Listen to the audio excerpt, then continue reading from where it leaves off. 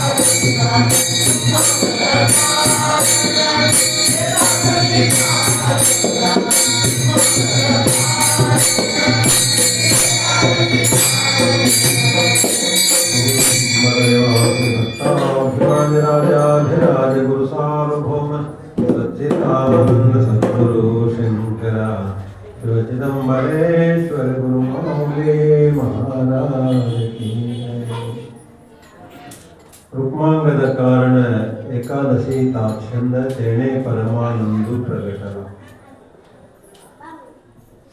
ಏಕಾದಶಿ ವ್ರತ ಶ್ರೇಷ್ಠವಾಗಿರ್ತಕ್ಕಂಥದ್ದು. ಈ ಯಾವ ಏಕಾದಶಿ ವ್ರತದ ಮಹಿಮೆಯಿಂದಾಗಿ ರುಕ್ಮಾಂಗದ ರಾಜ ತಾನು ಏಕಾದಶಿ ವ್ರತವನ್ನು ಮಾಡ್ತಾ ಇದ್ದ. ಶ್ರೀಹರಿ ಪ್ರತ್ಯಕ್ಷ ಆದ. ಆ ಸಂದರ್ಭದಲ್ಲಿ ಏನಪ್ಪಾ ನಿನ್ನ ಇಚ್ಛೆ ಅಂತ ಕೇಳಿದಾಗ ರುಕ್ಮಾಂಗದ ರಾಜ ಹೇಳ್ದ, ನಿನ್ನ ಆನಂದವೇ, ನಿನ್ನ ದರ್ಶನವೇ, ನಿನ್ನ ಭಾಗ್ಯವೇ ನನಗೆ ಸಾಕು ಅಂತೇಳಿ. ಇಲ್ಲ, ನನಗೆ ಪರಮಪದ ಕೊಡ್ಬೇಕಂತಕ್ಕಂಥ ಇಚ್ಛೆ ಇದೆ. ಶ್ರೀಹರಿಗೆ ರುಕ್ಮಾಂಗದ ರಾಜರು ಹೇಳ್ತಾರೆ, ನಾನು ಪೃಥ್ವಿಗೆ ರಾಜನಿದ್ದೇನೆ. ರಾಜನ ಆಡಳಿತದಲ್ಲಿ ಪ್ರಜೆಗಳೆಲ್ಲರೂ ಬರ್ತಾರೆ. ಆ ಪ್ರಜೆಗಳೆಲ್ಲರನ್ನೂ ನಾವು ತಗೊಂಡು ನಿನ್ನ ಹತ್ರ ಬರ್ತೀನಿ, ಇಲ್ಲೇ ಇದ್ರೆ ನಾನು ಇಲ್ಲೇ ಆರಾಮಿರ್ತೀನಿ ಅಂತ ಹೇಳ್ತಾನೆ. ಆ ಪ್ರಕಾರವಾಗಿ ಪರಮಾತ್ಮ ಇವನ ಇಚ್ಛೆಗೆ, ಇವನ ವಿಶಾಲ ಗುಣಕ್ಕೆ ಅನುಗ್ರಹ ಮಾಡ್ತಾನೆ. ಆ ಸಂದರ್ಭದಲ್ಲಿ ಎಲ್ಲರಿಗೂ ಅನುಗ್ರಹ ಮಾಡಿದ ಶ್ರೀಹರಿ ಕೃಷ್ಣ ಪರಮಾತ್ಮ.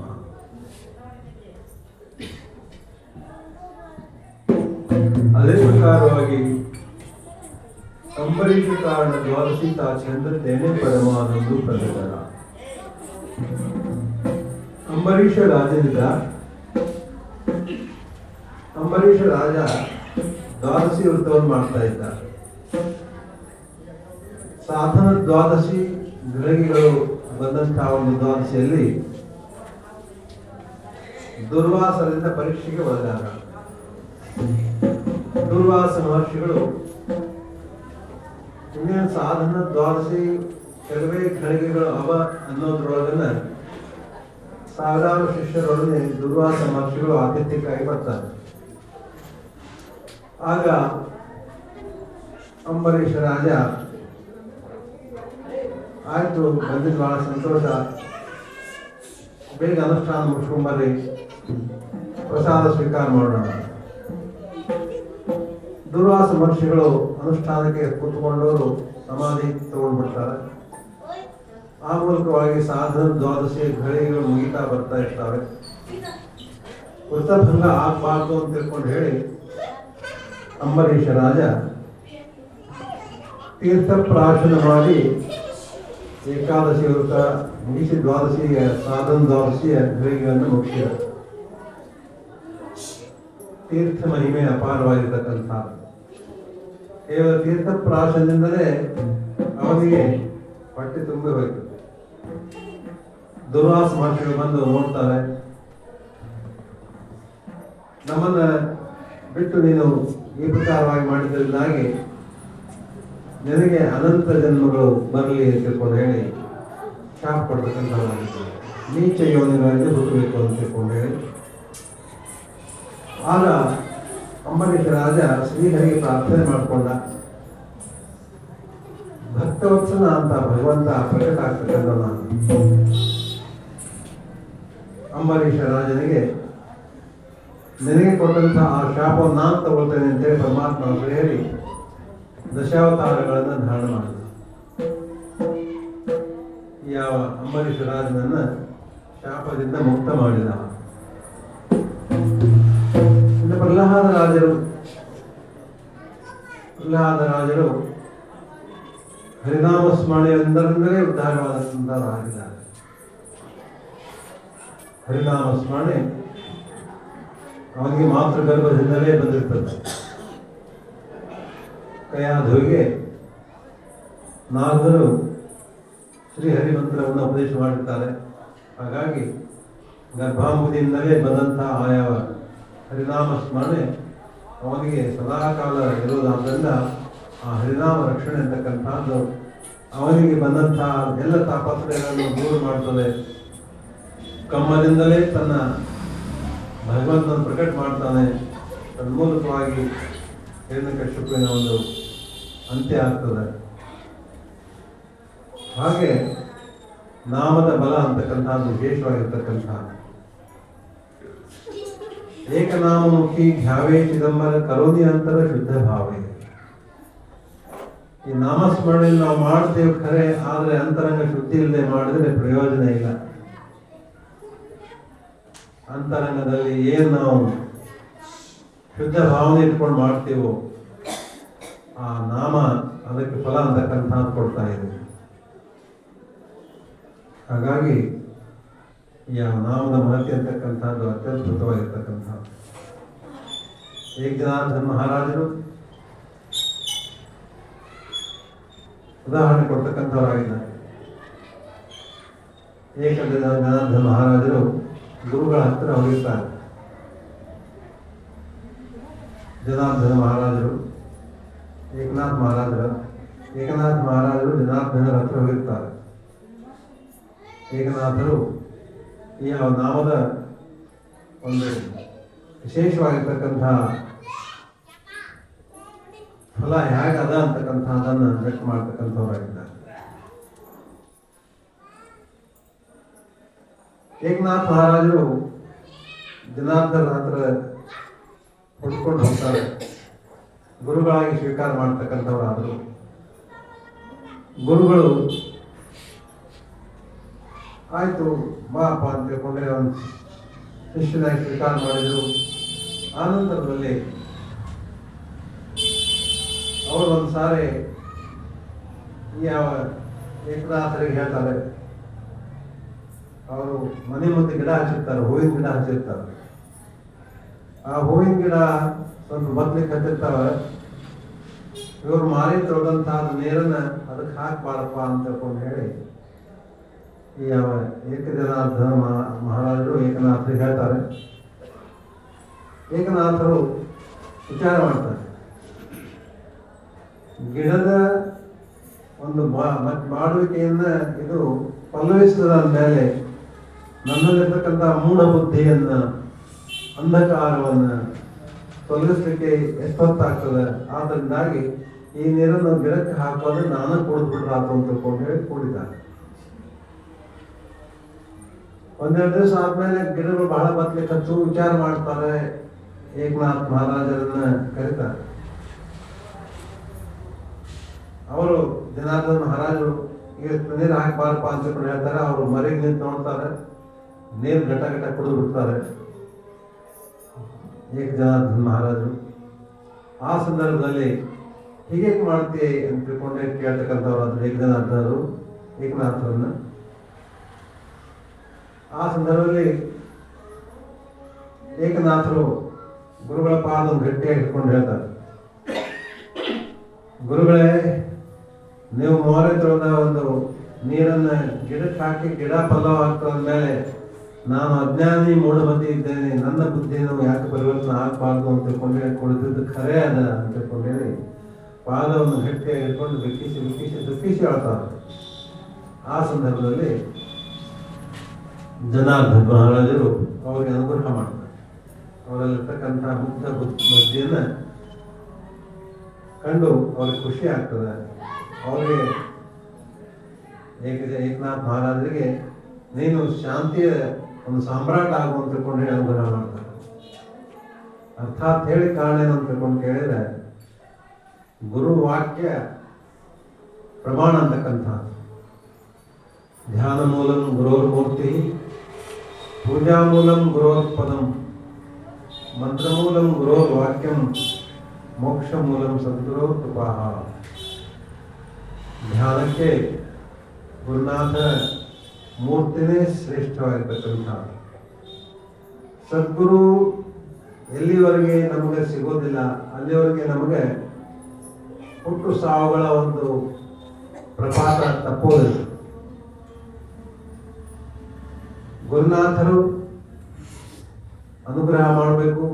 ಆನಂತರದಲ್ಲಿ ಆ ಗುರುನಾಥರ ಪರೀಕ್ಷೆಗಳು ಬರ್ತಾವೆ. ಆ ಪರೀಕ್ಷೆಯಲ್ಲಿ ಯಶಸ್ವಿ ಆಗಬೇಕು.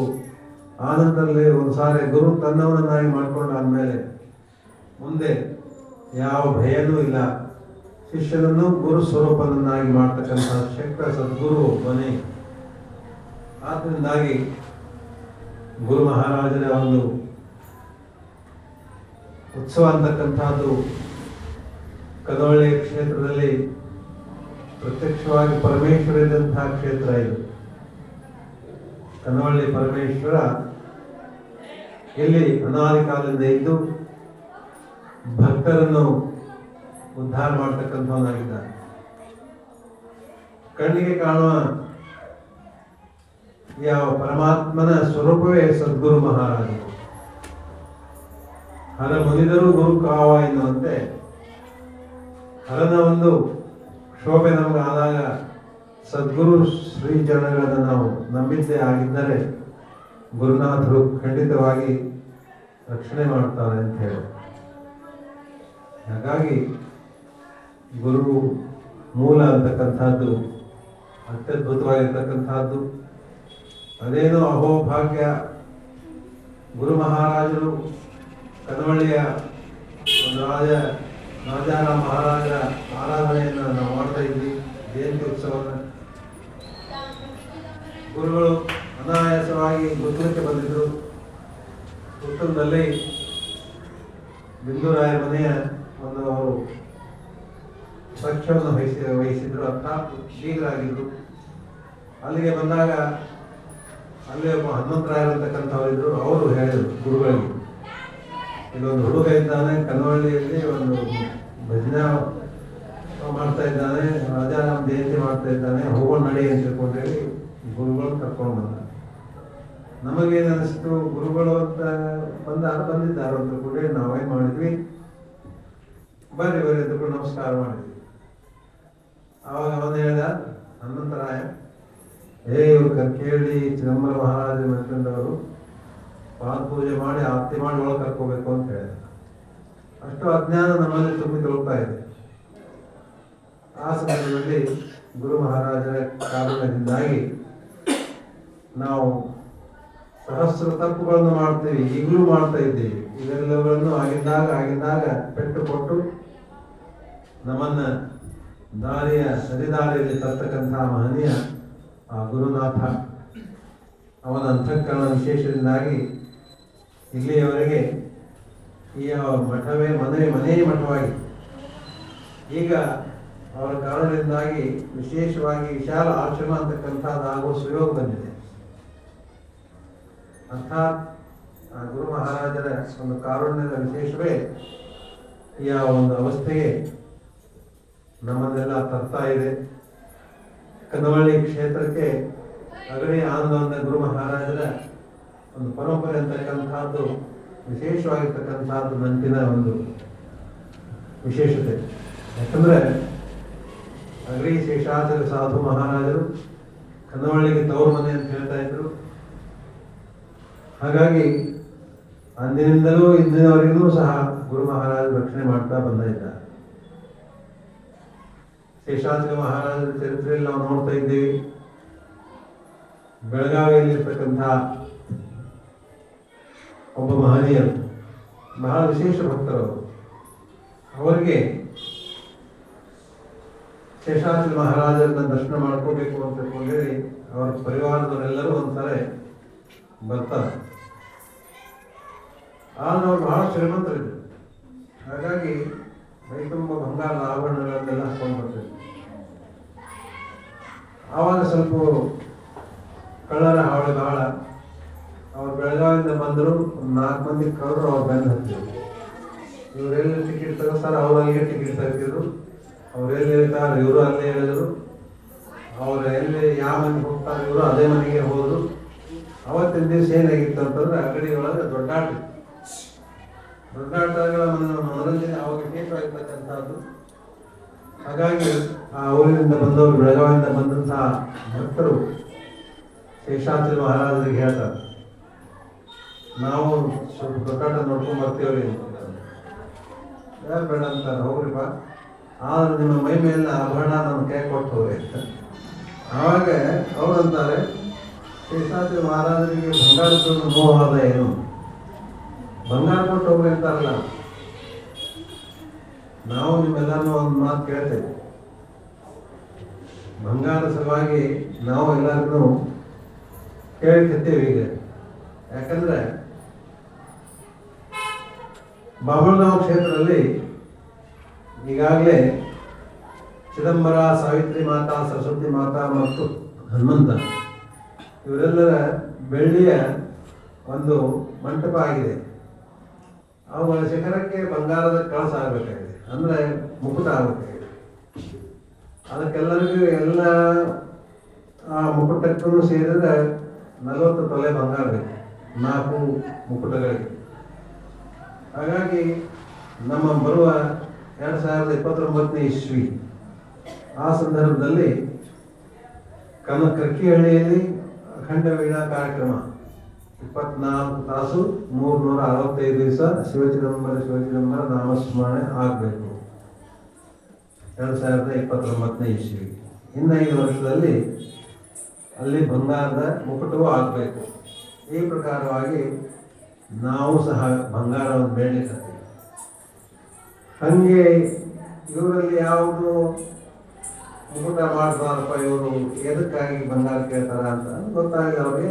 ಆದ್ರೆ ಅವ್ರೇನು ಮಾಡಿದ್ರು, ಸ್ವಾಮಿಗಳು ಕೇಳ್ತಾರೆ, ಬಹುಶಃ ನಾವು ದೊಡ್ಡ ಗದ್ದ ಇದ್ದಲ್ಲಿ ಹೋಗ್ತೇವೆ ಅಂತ ರಕ್ಷಣೆ ಮಾಡ್ಲಿಕ್ಕೆ ಕೇಳ್ತಾರೆ ಅಂದ್ರೆ ಎಲ್ಲ ಒಗಿಸಿ ಕೈ ಒಳಗಿನ ಕೊರಳಿನೆಲ್ಲ ಕೊಟ್ಟು ನಾಟಕಕ್ಕೆ ಹೋಗ್ತಾರೆ. ಇವ್ರು ಬಂದಿದ್ದನ್ನು ನೋಡಿ ಕಳ್ಳರು ನಾಟಕಕ್ಕೆ ಹೋಗ್ತಾರೆ, ಇವ್ರು ಹಿಂದೆ ಕೊಡ್ತಾರೆ. ಇವ್ರು ನೋಡ್ತಾರೆ, ಬಂದಾಗ ಬೆಳಗಾವಿಯಿಂದ ಬಂದಾಗ ಎಷ್ಟೊಂದು ಆಭರಣಗಳನ್ನು ಹಾಕೊಂಡಿದ್ರು, ಒಂದು ಕಾಣಲಿಕ್ಕೆ ಹತ್ತಿರವಲ್ಲ. ಹಂಗ ಬಹುಶಃ ಮನೆಯಲ್ಲಿ ಇಟ್ಟು ಬಂದಾಗ ಮನೆ ನೋಡಿದ್ರು ಅವ್ರು, ಹೆಂಗೋ ಸಾಧು ಶೇಷಾದಲ್ಲಿ ಮನೆಗೆ ಹೋಗಿದ್ರು. ಅಗ್ರಿ ಊರೊಳಗೆ ಇರ್ತಾವಾಗ ಇನ್ನೂ ಇವರು ಮನೆ. ಆ ಸಂದರ್ಭದಲ್ಲಿ ಅಲ್ಲಿ ಹೋಗ್ತಾರೆ. ಆ ಸಂದರ್ಭದಲ್ಲಿ ನಾರಾಯಣ ಭಗವಾನರು, ಬ್ರಹ್ಮಾನಂದರು, ಅಪ್ಪಟ ಶಿಷ್ಯರು ಚಿದಂಬರ ಶೇಷಾಚಲ ಮಹಾರಾಜರಿಗೆ, ಅವರಿಬ್ಬರನ್ನು ಜಾಗರಣೆ ಮಾಡ್ಲಿಕ್ಕೆ ಹಚ್ಚಿದ್ರು ಅವತ್ತಿನ ದಿವಸ. ಎಲ್ಲ ಮನೆ ಬಾಗಿಲ ಬಂದ್ ಮಾಡಿ ದೇವ್ರ ಕೋಣೆಯೊಳಗೆ ತಾವು ಕುತ್ಕೊಂಡು ಜಗದಾಗ ಅಲ್ಲಿ ಒಂದು ಟ್ರಂಕ್ ಇತ್ತು, ಅಲ್ಲಿ ಅಷ್ಟು ಬಂಗಾರದ ಸಾಮಾನು ಇತ್ತು. ಇವರೇನ್ ಮಾಡ್ತಾ ಇದ್ರು, ಮಹಾಭಾರತ ಕಥೆಯನ್ನು ಹೇಳ್ತಕ್ಕಂಥವ್ರಾಗಿದ್ರು. ಅವಾಗ ಅವರು ಶಂಕರ ಭಗವಾನರು, ನಾರಾಯಣ ಭಗವಾನರು ಮತ್ತು ಬ್ರಹ್ಮಾನಂದರು ವಿಚಾರ ಮಾಡ್ತಾರೆ, ಗಳಿಸ್ಲಿಕ್ಕೆ ಸ್ವಾಮಿ ಇಷ್ಟೊತ್ತಿನಾಗ ಕಥೆ ಯಾಕೆ ಕೇಳಕತ್ತಾನ. ಆಯ್ತು, ಮಹಾರಾಜರು ವಾಕ್ಯ ಮೀರ್ಲಿಕ್ಕೆ ಬರಂಗಿಲ್ಲ, ಆಯ್ತು ಆಯ್ತು ಅಂತ ಕಥೆ ಕೇಳ್ತಾ ಇದ್ರು. ಕಳ್ಳರು ಬಂದರು, ಬಾಗ್ಲ ಬಂದೋಬಸ್ತ್ ಹಾಕಿತ್ತು. ಮೊದಲೇ ಮಗ ತೆಗೆದ್ರು. ಅದನ್ನೇನು ಮಾಡಿದ್ರು, ತಿಂಡಿ ಮಾಡಿದ್ರು. ಸಲಿಕಿ ಗುದ್ಲಿ ಹಾರಿ ಎಲ್ಲ ತೆಗೆದ್ರು. ಒಂದು ತಿಂಡಿ ಮಾಡಿ ಒಳಗೆ ನುಗ್ಗಿದ್ರು, ಅಲ್ಲಿ ಯಾರು ಇರಲಿಲ್ಲ. ಮತ್ತೊಂದು ರೂಮು, ಮತ್ತೊಂದು ಪಡಸಾಲಿದ್ರು, ಮತ್ತೊಂದು ಹೋದ್ರು. ಕೊನೆಯ ಗಳಿಗೆ ಮಾತು ಕೇಳ್ತಾ ಇದ್ರು. ಆವಾಗ ಕಿವಿ ಹೆಚ್ಚು ಕೇಳಕತ್ತಾರ, ಮಾತು ಕೇಳ್ತಾ ಇದ್ರು. ಹಂಗಾದ್ರೆ ಇಲ್ಲಿ ಯಾರೋ ಬಂದಿದ್ದಾರೆ.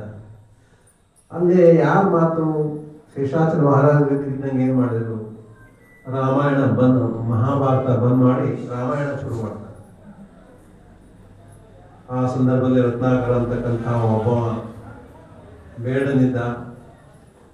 ಅವನು ಬಂದವ್ರನ್ನ ಹೋದವ್ರನ್ನ ಹೊಡೆದು ಅವರೆಲ್ಲ ಆಸ್ತಿ ಎಲ್ಲ ಬಂಗಾರ ಬೇಡ ಏನು ಎಲ್ಲ ತಕ್ಕೊಂಡು ಅವ್ರನ್ನ ಬಡಿತಿದ್ದ, ಹಿಂಗೆಲ್ಲ ಮಾಡ್ತಿದ್ದ. ಒಂದ್ಸರಿ ನಾರದರು ಅದೇ ದಾರಿಯಿಂದ ಬರ್ತಾ ಇದ್ರು.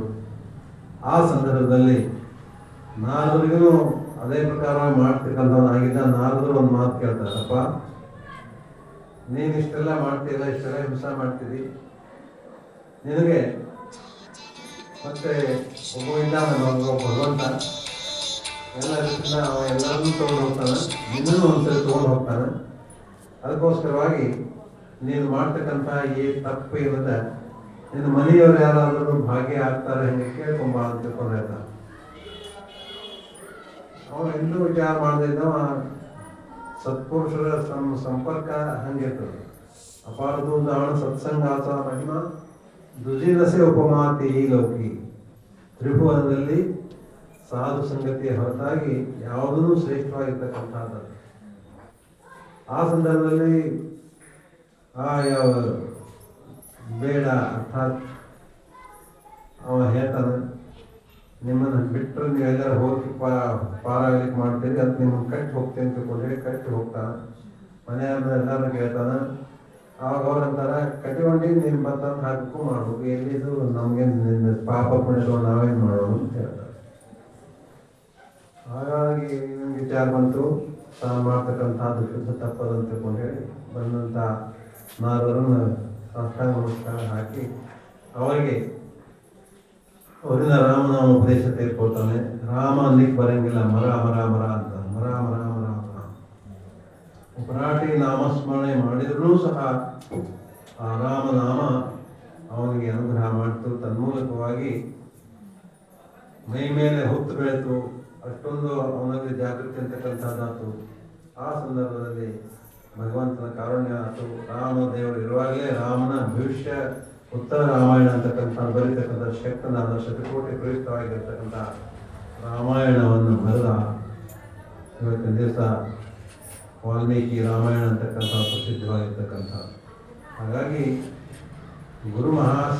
ಮಹಾತ್ಮರ ಗುರುಗಳ ಒಂದು ಕೃಪಾಶೀರ್ವಾದ ಯಾರಿಗೆ ಆಗ್ತದೆ, ಯಾವ ಕಾಲಕ್ಕೂ ಅವರಿಗೆ ಯಾರಿಂದಲೂ ಭಯ ಅಂತಕ್ಕಂಥದ್ದಿಲ್ಲ. ಹೀಗಾಗಿ ಏಕಾದಶಿ ವ್ರತವನ್ನು ಮಾಡಬೇಕು ಅಂತ ತಿಳ್ಕೊಂಡು ಹೇಳಿ ಬಹಳ ಅದು ಒಂದು ವಿಶೇಷವಾಗಿರ್ತಕ್ಕಂಥದ್ದು ವೃತ್ತೋತ್ತಮ ಏಕಾದಶಿ ವ್ರತ. ಈ ವೃತ್ತ ಏಕಾದಶಿ ಬಹಳ ಉತ್ತಮವಾಗಿದೆ. ಯಾಕಂತಂದ್ರೆ ಇದರಲ್ಲಿ ಏನು ಮಾಡಬೇಕು ನಾವು ಅಂತ ಕೇಳಿದ್ರೆ ಜಾಗರಣೆ ಮಾಡೋದು ಬಹಳ ಸರಿ. ಜಾಗರಣೆಯಿಂದ ಭಗವಂತನ ಉಪಾಸನೆ ಮಾಡೋದು. ವೃತ್ತೋತ್ತಮ ಏಕಾದಶಿ ವ್ರತ ದಿಂಡಿ ಜಾಗರಣ ದೇವಾಪ್ರಿಯ. ಹಾಗಾಗಿ ಶೆಟ್ಟಿ ಗ್ರಾಮದಲ್ಲಿ ಚಿದಂಬರ ಮಹಾಸ್ವಾಮಿಗಳ ಕಾಲದಲ್ಲಿ ಒಂದು ಘಟನೆ ಅಂತಕ್ಕಂಥದ್ದು ಆಗ್ತಾ ಇದೆ. ಆ ಶೆಟ್ಟಿ ಗ್ರಾಮದಲ್ಲಿ ಒಬ್ಬ ಶ್ರೇಷ್ಠ ಶ್ರೀಮಂತ ಪಂಢರಪುರಕ್ಕೆ ಹೋಗ್ತಕ್ಕಂಥ ವಾರ್ಕರಿ ಮಂದಿಗೆ ಪ್ರಸಾದವನ್ನು ಕೊಡ್ತಿದ್ದ. ಹಾಗಾಗಿ ಆ ಪ್ರಸಾದವನ್ನು ಅವತ್ತಿನ ದಿವಸ ಏಕಾದಶಿ ಬಂದಿತ್ತು.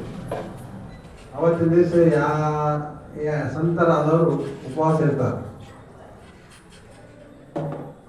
ಇವ ಏನು ಮಾಡಿದ, ಉಪವಾಸ ಏನು ಮಾಡ್ತೀರಿ, ಪಾದಯಾತ್ರೆ ಹೋಗಿ ನಡ್ಕೊಂಡಿರ್ತೀರಿ, ನೀವು ಪ್ರಸಾದ ತಗೊಳ್ಳಿ ಅಂತ ತಿಳ್ಕೊಂಡು ಹೇಳಿ ಎಲ್ಲರಿಗೂ ದುಡಿಮೆ ಮಾಡಲಿಕ್ಕೆ ಶುರು ಮಾಡಿದ. ಅದರಲ್ಲಿ ಒಬ್ಬರು ಏಕನಿಷ್ಠಿದ್ದ ಇದ್ದಂತಹ ಸಂತರಿದ್ದರು. ನೀನು ನಾನು ಏಕಾದಶಿ ವ್ರತ ಮಾಡ್ತೇನೆ, ನಿನಗೆ ಖಬರಿಲ್ಲ, ನಾಯಿಗೆ ಹಾಕಿದಂಗೆ ನಮಗೂ ಹಾಕ್ಲಿಕ್ಕೆ ಹತ್ತೀರಿ, ನೀನು ನಾಯಿಯಾಗಿ ಹುಟ್ಟು ಅಂತ ತಿಳ್ಕೊಂಡು ಹೇಳಿ ಶಾಪ್ ಕೊಡ್ತಾನೆ. ಇವರ ಒಂದು ಸಂತರ ಶಾಪದಿಂದಾಗಿ ಆ ಶ್ರೀಮಂತ ಮರುಜನ್ಮದಲ್ಲಿ ನಾಯಿಯಾಗಿ ಹುಡ್ತಾನೆ. ನಾಯಿಯಾಗಿ ಹುಟ್ಟಿ ಅದು ಎಲ್ಲಿ ಹುಟ್ಟಾನೆ ಅವನಿಗೆ ಜನ್ಮಾಂತರ ಒಂದು ವಿಚಾರ ಅವನ ಸಂಗ ಸ್ಮರಣೆಯಲ್ಲಿ ಇರ್ತಿತ್ತು. ಚಿದಂಬರ ಮಹಾಸ್ವಾಮಿಗಳ ಕ್ಷೇತ್ರವಾದಂಥ ಕೆಂಗೇರಿ ಮುರುಗೋಡಲ್ಲೇ ಹೋಗ್ತಾರೆ. ಚಿದಂಬರ ಮಹಾರಾಜ ಮಹಾದ್ವಾರದಲ್ಲೇ ಇರ್ತಾರೆ. ಯಾಕೆ ಹಿಂಗಾತ ಅಂತ ತಿಳ್ಕೊಂಡ್ರೆ ಅವನಲ್ಲಿರ್ತಕ್ಕಂಥ ಪುಣ್ಯದ ಪ್ರಭಾವ, ಅನ್ನದಾನದ ಮಹಿಮ. ಅನ್ನದಾನ ಮಾಡ್ತಾನೆ, ಮಾಡಿದರೂ ಸಹ ಈ ಪ್ರಕಾರವಾಗಿ ವಿಶೇಷವಾಗಿ ಒತ್ತಾಯ ಮಾಡಿ ಏಕಾದಶಿ ದಿವಸ ಅನ್ನಪ್ರಾಶನ ಮಾಡಿದ್ದರಿಂದಾಗಿ ಬಂದಂಥ ಶಾಪ ಇದ್ದದ್ರಿಂದ ಶಾಪದ ಒಂದು ಫಲವಾಗಿ ನಾಯಿಯಾಗಿದೆ.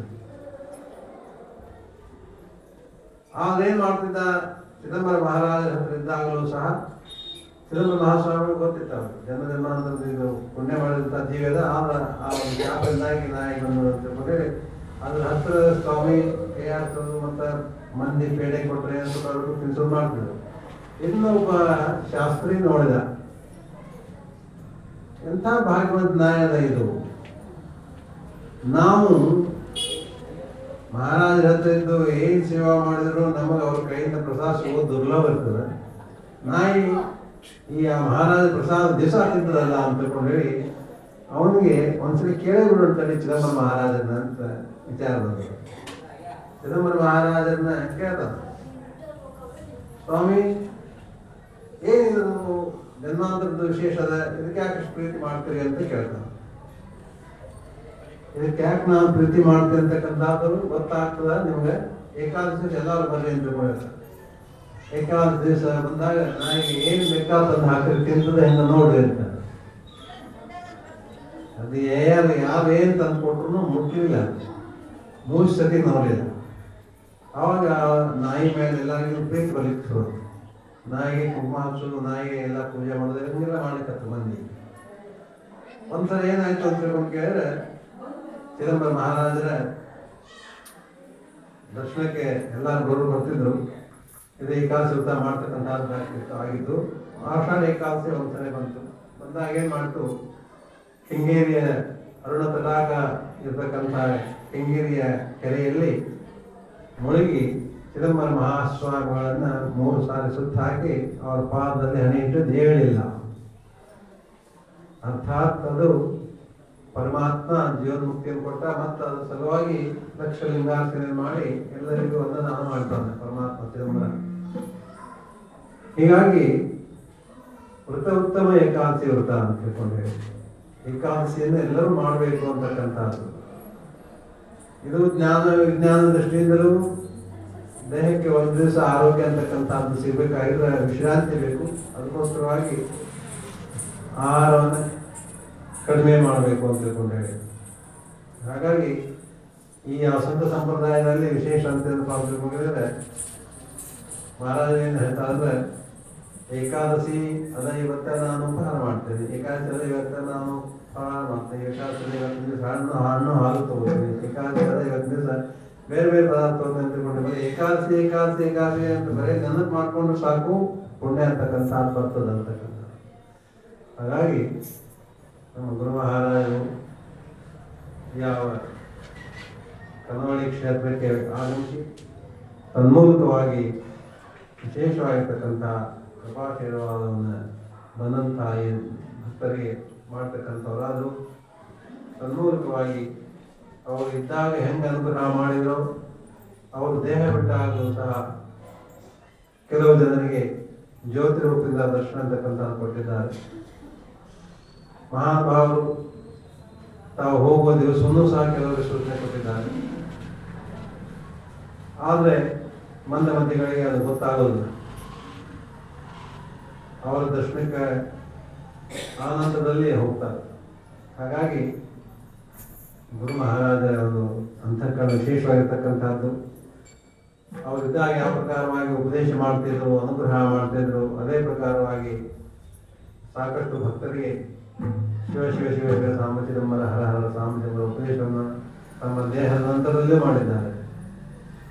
ಭಗವಂತನ ಕಾರುಣ್ಯದ ವಿಶೇಷದಿಂದಾಗಿ ಕನ್ನವಳ್ಳಿ ಕ್ಷೇತ್ರದಲ್ಲಿ ಆಗಮಿಸಿ ತನ್ಮೂಲಕವಾಗಿ ಚಿದಂಬರ ಒಂದು ಸಂಪ್ರದಾಯವನ್ನು ಹಾಕಿಕೊಟ್ಟು ನಮ್ಮನ್ನೆಲ್ಲ ಯಾವ ಚಿದಂಬರನ ಸತ್ಯದ ಪಥಕ್ಕೆ ಕರ್ಕೊಂಡು ಹೋಗಕ್ಕೆ ಕಾರಣವಾದ ಸದ್ಗುರು ಮಹಾರಾಜರ ಮಹಿಮೆ ಅಂತಕ್ಕಂಥದ್ದು ಅಪ್ರತಿಮವಾಗಿರ್ತಕ್ಕಂಥದ್ದು. ಗುರು ಮಹಾರಾಜರ ಒಂದು ವಿಶೇಷ ಒಂದು ಅನುಗ್ರಹದಿಂದಾಗಿ ಅವರ ರಥೋತ್ಸವ ಈಗಾಗಲೇ ಸಿದ್ಧ ಆಗಿದೆ. ಅವನು ಮುಂದಿನ ವರ್ಷ ನೂತನ ಆಶ್ರಮದಲ್ಲಿ ಗೋಕುಲಾಷ್ಟಮಿಗೆ ಅವರು ಹುಟ್ಟಿದ್ದು. ಅವತ್ತಿನ ದಿವಸ ರಥೋತ್ಸವನೂ ಆಗಬೇಕು. ನಂತರದಲ್ಲಿ ಅಗಡಿ ಕ್ಷೇತ್ರದಲ್ಲಿ ನಾವು ಪ್ರತಿ ಸೋಮವಾರ ಅಗಡಿ ಕ್ಷೇತ್ರಕ್ಕೆ ನಾವು ಗೋಕುಲಾಷ್ಟಮಿಗೆ ಹೋಗ್ತಿದ್ವಿ, ಅಲ್ಲಿ ಕಲಸೇವೆ ಮಾಡಲಿಕ್ಕೆ. ಆದರೆ ಈ ಸಾರಿ ಗೋಕುಲಾಷ್ಟಮಿಯಲ್ಲಿ ಇಲ್ಲಿ ರಥೋತ್ಸವ, ನಂತರದಲ್ಲಿ ಕಲಸೇವೆಗಾಗಿ ಪ್ರಥಮ ಸೋಮವಾರ ಶ್ರಾವಣ ಮಾಸದಲ್ಲಿ ಹೋಗಬೇಕು ಅಂತ ತಿಳ್ಕೊಂಡೇಳಿ ಮುದತ್ತ ಸ್ವಾಮೀಜಿ ಅವರಿಂದ ಆಶೀರ್ವಾದ ತಗೊಂಡಿವಿ. ಹಾಗಾಗಿ ಚಿದಂಬರ ಗುರು ಮಹಾರಾಜರ ಒಂದು ಪ್ರತಿ ಸ್ವರೂಪವಾಗಿರ್ತಕ್ಕಂಥ ಗುರು ಮಹಾರಾಜರು ಸದ್ಗುರು ಶಂಕರ ದೀಕ್ಷಿತ ಗುರು ಮಹಾರಾಜರ ಒಂದು ಕೃಪಾ ಕ್ಷೇತ್ರ ಅಂತಕ್ಕಂಥದ್ದು ಎಲ್ಲರಿಗೂ ಇರಲಿ. ಈಗ ಬಂದಂಥ ಭಕ್ತರಿಗೆ, ನಾಡಿನ ಜನತೆಗೆ ಅವರ ಆಶೀರ್ವಾದ ಸದಾಕಾಲ ಇರಲಿ ಅಂತ ಪ್ರಾರ್ಥನೆ ಮಾಡ್ತಾ, ಏಕಾದಶಿ ವೃತ್ತ ಉತ್ತಮ ಈ ವೃತ್ತವನ್ನು ಮಾಡಿದಂಥ ರುಕ್ಮಾಂಗದ ವೈಕುಂಠಕ್ಕೆ ತನ್ನ ಪ್ರಜೆಯರೊಂದಿಗೆ ಕರ್ಕೊಂಡು ಹೋದ. ಅದೇ ಪ್ರಕಾರವಾಗಿ ಏಕಾದಿನಾಥನೆ ಏಕಾವಿಧ ಚಂದ ತೇನೇ ಪರಮಾನಂದ ಪ್ರಕಟ. ಒಬ್ಬೊಬ್ಬರಿಗೂ ಒಂದೊಂದು ವೃತ್ತ ನಿಯಮಗಳನ್ನು ತಿಳಿಸ್ತಾವೆ. ಯಾಕಂದ್ರೆ ಎಲ್ಲರಿಗೂ ಎಲ್ಲ ಹೆಚ್ಚಂಗಿಲ್ಲ. ಕೆಲವರು ಒಂದೊಂದು ವೃತ್ತವನ್ನು ಮಾಡ್ತಾರೆ, ಕೆಲವರು ಗುರು ಚರಿತ್ರೆ ನೋಡ್ತಾರೆ, ಕೆಲವರು ಏಕಾದಶಿ ವೃತ್ತ ಮಾಡ್ತಾರೆ, ಕೆಲವರು ಪಾರ್ಥೇಶ್ವರ ಪೂಜೆ ಮಾಡ್ತಾರೆ, ಕೆಲವರು ಇನ್ನೂ ಒಂದು ಪರಂಪರಾ ಪ್ರಕಾರವಾಗಿ ಮಾಡ್ತಾರೆ. ಆದರೆ ಏಕಾದಶಿ ವೃತ್ತವನ್ನು ಮಾಡೋದರಿಂದ ವಿಶೇಷವಾಗಿರ್ತಕ್ಕಂಥ ಕೃಪೆಯಿಂದ ಈ ರುಕ್ಮಾಂಗ ರಾಜ ಕೃಪಾಶೀರ್ವಾದದಿಂದ ಭಗವಂತನ ಕೃಪಾಶೀರ್ವಾದದಿಂದ ವೈಕುಂಠ ಪ್ರಾಪ್ತಿ ಮಾಡಿಕೊಂಡು ಆ ಪ್ರಕಾರವಾಗಿ ನಮಗೂ ನಿಮಗೂ ಸರ್ವರಿಗೂ ಭಗವಂತ ಕಾಲದಲ್ಲಿ ಸದಾಕಾಲದಲ್ಲಿ ಪ್ರಾರ್ಥನೆ ಮಾಡ್ತಾ ಇವತ್ತಿನ ಆಖ್ಯಾನ ಸದ್ರೂಪಸ್ಥಿತಿಯನ್ನು ಸಮರ್ಪಣೆ ಮಾಡ್ತಾ ಇದ್ದೇನೆ. ಜೈ ಶ್ರೀರಾಮ. ಸರ್ವಕಾಲ ತುझे ಧ್ಯಾನಿ